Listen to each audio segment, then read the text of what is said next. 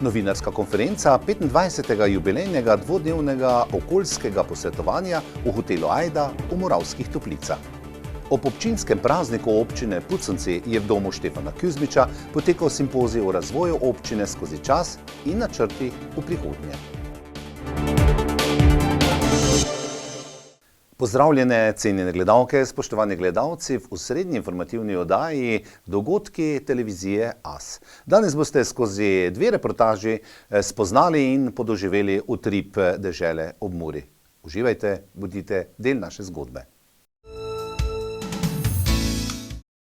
Z letošnjim 25. jubilejnim strokovnim posvetom se je prejšnji četrtek odvijala dvodnevna strokovna razprava o razumevanju zelo aktualnih okoljskih izzivov, ki je potekala v organizaciji Zveze ekoloških gibanj Slovenije, Znanstveno-raziskovalnega središča Bistra Ptuj, Fakultete za strojništvo v Mariboru in Ljubljani in v soorganizaciji Slovenskih državnih gozdov. Slovenija je pred veliko družbeno preobrazbo kot vsa Evropa. Obvezala se je namreč, da do leta 2050 zmanjša neto emisije toplogrednih plinov na nič, preiti v družbo z krožnim gospodarstvom in zagotoviti prebivalstvu enako ali višjo kakovost življenja. V Sloveniji smo sprejeli nacionalni energetski in podnebni načrt, podnebno strategijo ter načrt za okrevanje in odpornost, vse z jasno definiranimi cilji. Zaradi sedanje energetske in vojne krize v Ukrajini, domače in tuje razdrobljenosti, nehomogenosti pri reševanju okoljskih problemov, tako strokovnim posvetom, organizatorji prispevajo k razpravi o konkretnih ukrepih in načrtovanih rešitvah, katerim bo Slovenija namenila sredstva za doseganje zapisanih ciljev. Sonaravne rešitve za zeleni prehod Slovenije so uvrščene v 4 panele z najbolj aktualnimi temami, kot so sonaravno ravnanje z odpadki, energetska izraba odpadkov, nizkoogljično in krožno gospodarstvo ter okoljsko komuniciranje. Mi smo veseli, da smo lahko v tem času imeli preko 600 strokovnjakov, ki je predavalo v teh 25 letih, tako iz Slovenije kot iz tujine, in pa po naših podatkih tam okoli 4000 udeležencev na teh strokovnih posvetih. Tudi v času covida nismo nehali, imeli smo poleg Zooma tudi seveda v živo, tako da je to neka tradicija in jaz upam, da bomo to tradicijo tudi nadaljevali v prihodnje. Po dolgoletnih ugotovitvah v Sloveniji zelo dobro zbiramo ločene odpadke. Kakšni so načrti Ministrstva za okolje in prostor na področju zbiranja odpadkov za obdobje 2 let, pa je povedala Tanja Bolte, generalna direktorica Direktorata za okolje na Ministrstvu za okolje in prostor. Tukaj mogoče nas veliki cilji, veliko izzivov čaka na področju kavcijskega sistema in uvedbe le-tega. Zakon o varstvu okolja nam je dal osnovo, da se v Sloveniji tudi vpelje v kavcijski sistem, se pravi ločeno zbiranje določenih steklenic, PET plastenk in tako naprej. Tukaj smo v pripravi ali pa v razmišljanju, kateri sistem bi v Sloveniji lahko peljali. Seveda pri tem nočemo zanemariti sistema, ki ga v Sloveniji že imamo, kot sem povedal uvodoma, ločeno zbiranje in pač ne želimo tega zbrisati in preiti povsem na drug način. Kažejo pa izkustva drugih držav Evropske unije, da je nekako ločeno oziroma da je uvedba kavcijskega sistema prinesla določene rezultate in pa da se lahko cilji do leta 2035, ki jih je Evropska unija predpisala, dosežejo le na ta način. Tako da tukaj smo imeli že nekaj pogovorov na ministrstvu s vsemi deležniki, ki so nekako vključeni v to zgodbo, tako trgovinska zbornica, komunalna zbornica, nevladniki, in se te pogovori nadaljujejo. Čakamo še dodatne analize, ki jih pač določeni deležniki dela na svojem področju in potem bi se mora Slovenija odločiti, v katero smer iti naprej, kajti uvedba kavcijskega sistema nas nekako odnes terja nekako 2 leti, da se ta sistem upelje. To je po vseh drugih državah članicah tudi pač na ta način potekalo. Na področju termične obdelave odpadkov je že prejšnja vlada aktivno pristopila k tej zadevi. 2 občini nekako so se specializirali za to, da bi pač na koncu se odločili za termično obdelavo odpadkov, to je Maribor in Ljubljana. Seveda Celje je že obstoječa preko energetike, samo pač širi ali pa povečuje kapacitet odpadkov, to je pač del okoljevarstvenega dovoljenja, ki se pač ravno v tem letu na Ministrstvu za okolje in prostor odvija. Tako da tukaj se pogovori potekajo naprej, seveda je tukaj zdaj ključna finančna konstrukcija te zadeve in pa potem tudi razdelitev, bom rekla, zemljevida Slovenije, kam bo kdo kam peljal, zato ker dejstvo je, da želijo imeti seveda tisti, ki bi koncesijo podpisali tudi nekako količino odpadkov, ki bi pač šla v ta objekt, se pravi, rabijo input in pa količino inputa, da potem zračuna, ali se jim to splača ali ne z finančnega vidika. Zbiranje komunalnih odpadkov je prvi korak do njihove uspešne predelave, kar mora biti usmerjeno v kar najbolj učinkovit splet aktivnosti v krožnem življenju materialov. Učinkovitemu zbiranju mora slediti tudi učinkovita in sonaravna predelava, vse do konkurenčnih sekundarnih materialov za izdelavo novih izdelkov. Da pa nas čaka pravzaprav še veliko izzivov na področju tudi na nek način korelacije predelovalne industrije, ki obdeluje naše odpadke iz te tako imenovane rumenega zabojnika, rumene kante.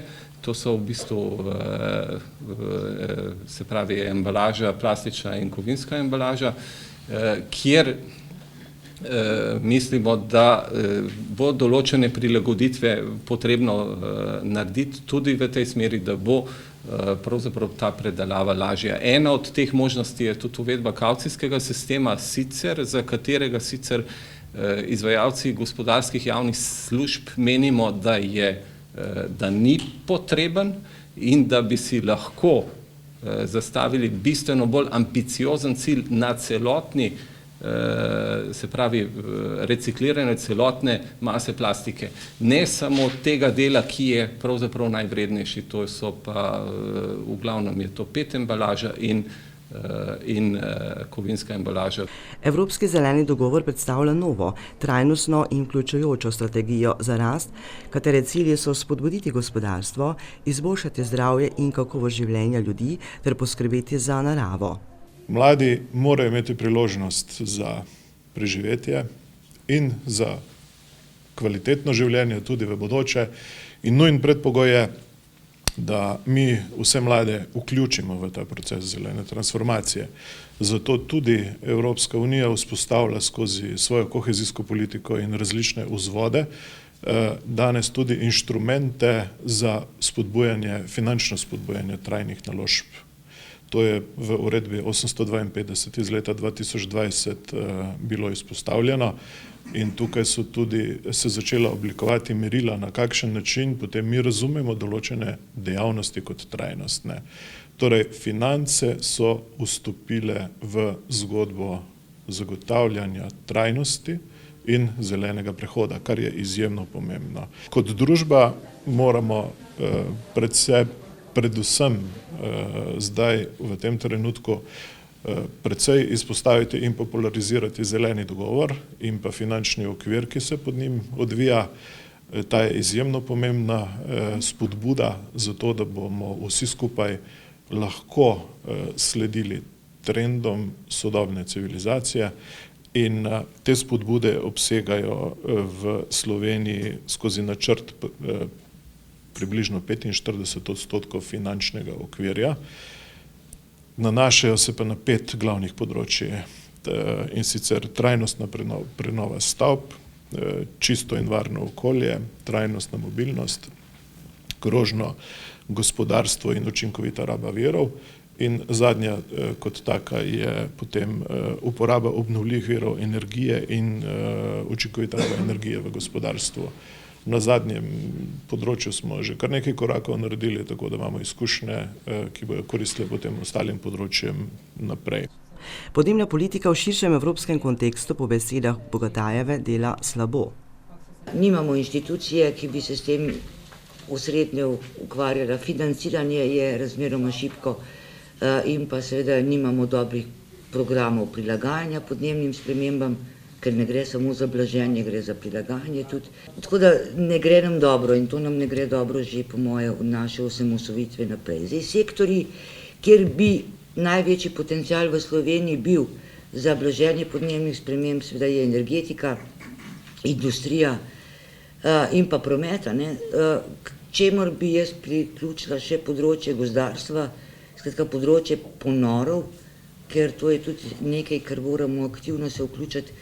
Ne gre samo, da omejimo, koliko spuščamo CO2, ampak si moramo prizadevati, da bi tudi čim več CO2 na našem območju bilo absorbiranega. Tako da tukaj popotnica ni najboljša. Zdaj, če pogledamo najbolj kritične sektorje, je seveda to proizvodnja energije, električne energije in pa toplote.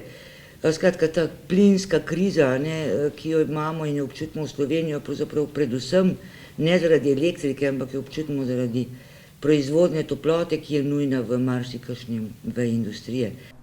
Stanje podnebnih sprememb v okviru podnebnega ogledala v Sloveniji skuša opisati, kako dobro Slovenija izpolnjuje svoje načrte. Ugotovljeno je, da se v Sloveniji zelo slabo odrežemo pri prenovi stavb, ki predstavlja priložnost za nova delovna mesta in investicije, imamo pa tudi slab odstotek obnovljivih virov. Tisto, kar mislim, da je izjemno problematično v času covida, smo bili deležni bonov, spodbud, finančnih injekcij v najrazličnejša področja in ko pogledamo, koliko pravzaprav naša država finančno investira v zmanjševanje emisij, so to številke, ki so izjemno nizke. V lanskem letu manj kot 80 milijonov, v letu recimo 2017 20 milijonov, pa to je smešno, te številke so smešne. In še po vrhu, ko pogledamo, kdo je ta denar dobil, najbolj kritičen, kot rečeno, je sektor prometa, ta je dobil najmanj. K sreči so dobila precej gospodinjstva, ki so tudi ta denar dejansko izredno dobro unovčile, če tako rečem. In na področju gospodinjstev nam gre v Sloveniji najboljše. Tako da ljudje, mali ljudje, če tako rečemo, so svojo nalogo domačo naredili. Država je pa ni. Okoljski problemi so v Sloveniji tradicionalno deležni posebne pozornosti strokovnjakov, oblikovalcev politik, lokalnih skupnosti, zasebnega sektorja, nevladnih organizacij in druge širše javnosti. Vsekakor je potrebna večja osnovna učinkovitost pri ravnanju s surovinami in odpadki, realizacija energetske izrabe odpadkov, hitrejši napredek pri prilagajanju na podnebne spremembe in družbena preobrazba. Ob praznovanju občinskega praznika je v Puconcih v domu Štefana Kuzmiča potekala okrogla miza o razvoju občine skozi čas. Ustanovitev in razvoj občine so predstavili župan občine Puconci Ludvik Novak, podžupana Branko Drvarič in Jože Ficko ter svetnica Viola Bertalanič. Na okrogli mizi pa so predstavili tudi dosežke, govorili pa tudi o načrtih. V sklopu prireditev o praznovanju občinskega praznika občine Puconci je v Puconcih v domu Štefana Kuzmiča potekala okrogla miza o razvoju občine skozi čas. Ustanovitev in razvoj občine so predstavili župan občine Puconci Ludvik Novak, podžupana Branko Drvarič in Jože Ficko ter svetnica Viola Bertalanič. Vsekakor je občina Puconci nastala po odloku ali po zakonu o lokalni samoupravi, ki ga je izdala takrat vlada 1994. leta, sam nastanek občine pa s 1.1.1959. Kajte, prej smo tudi imeli referendume in se odločili, v kateri občini bomo. In vsi kraji, ki so sedaj tukaj, so se na koncu odločili za občine Puconci, prej pa so hoteli imeti občine svoje Mačkovci, v Bodonci in Puconci, medtem ko kraje krajevne skupnosti, sedanje krajevne skupnosti Brezovci, pa so hoteli ostati pod Mursko-Soboško občino. Zelo sem zadovoljen, da smo se pravilno odločili.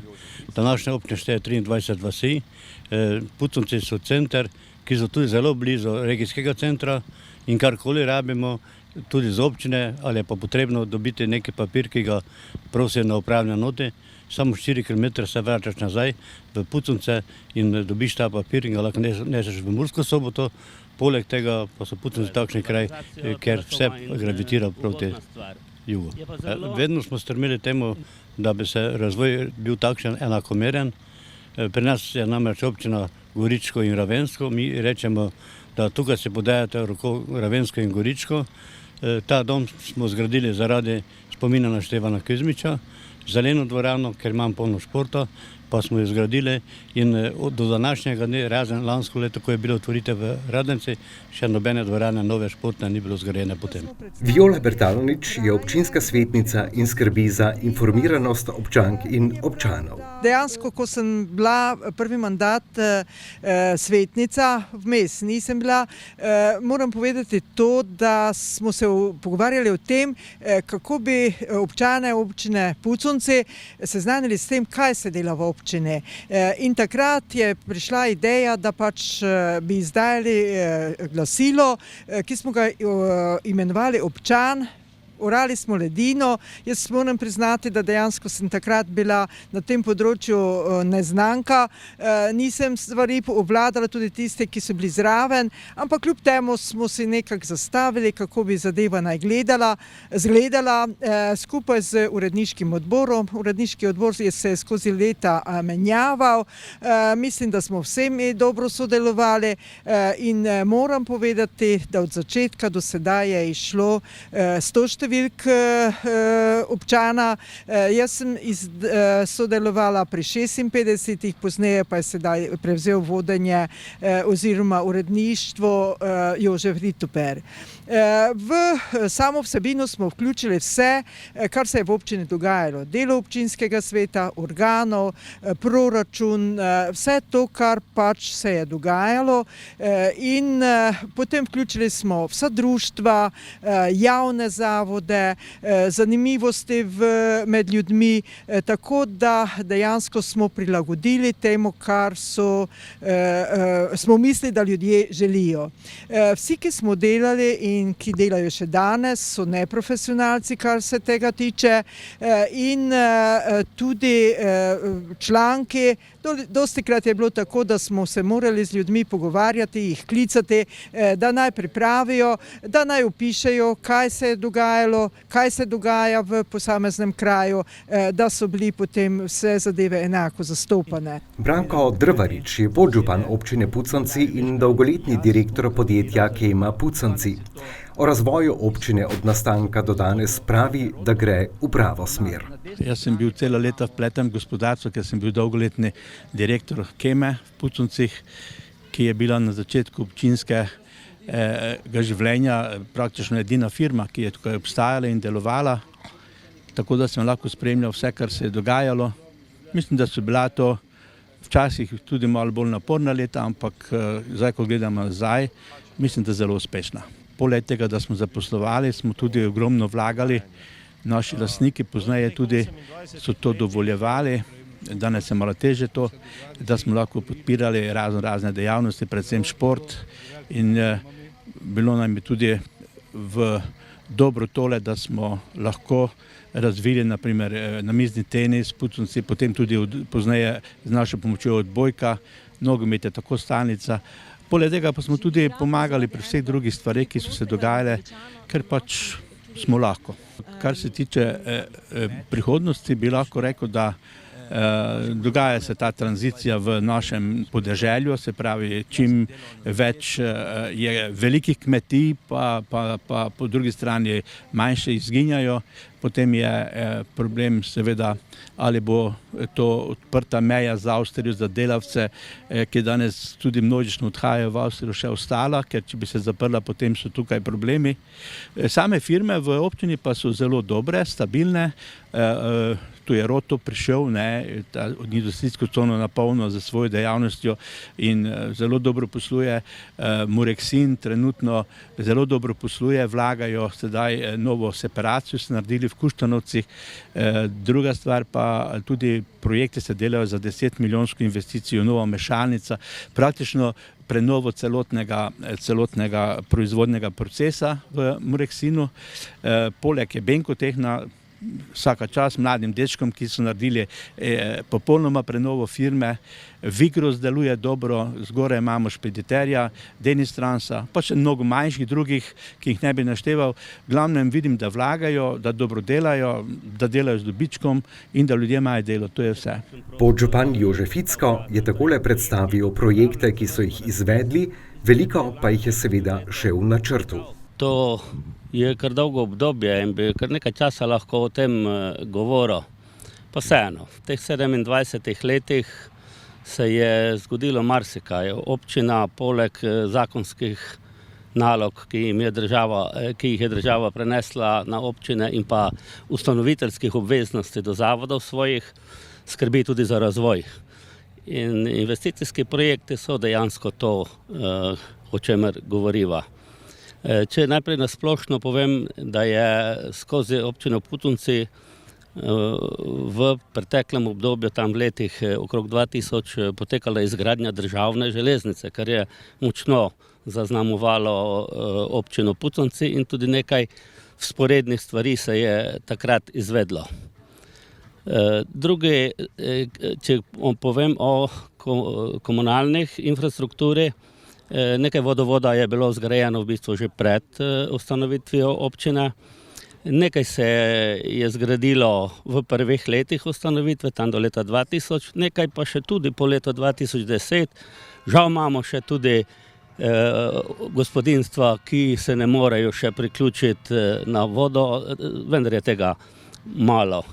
Kanalizacijska omrežja smo gradili postopoma, najprej seveda še pred letom 2000 v kraju Puconci, potem te južne vasi Brezovci, Lemerje, Predanovci, pa potem se je nadaljevalo naprej, vse do leta 2015, 16, 17 recimo smo zgradili tam, kjer je smiselno graditi kanalizacijske sisteme. Naprej pa imamo v načrtu še Vanečo kot tak projekt, mogoče še Lamence, del Bodonec, po Goričkih vaseh pa žal to ni rentabilno. Seveda k infrastrukturnim projektom spadajo tudi ceste in aktualna izgradnja širokopasovnega omrežja. Občina Puconci lahko po povedanem pogleda na uspešnih 27 let zgodovine. Cenjene gledalke, spoštovani gledalci, hvala za vašo pozornost, da ste bili del osrednje informativne oddaje Dogodki na televiziji AS. Do prihodnjič vam želim vse dobro in lepo. Srečno!